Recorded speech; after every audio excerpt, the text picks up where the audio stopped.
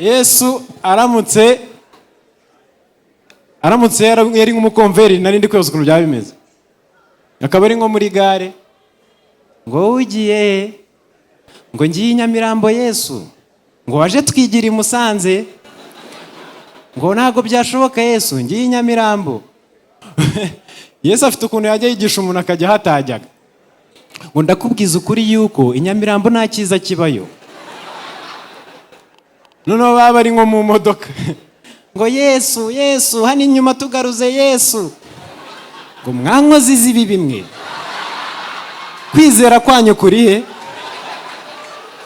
ngo ari aya mafaranga yanyu ni modoka n'iki gihenze ngo ni imodoka Yesu mwabyivugiye ndabambagaruza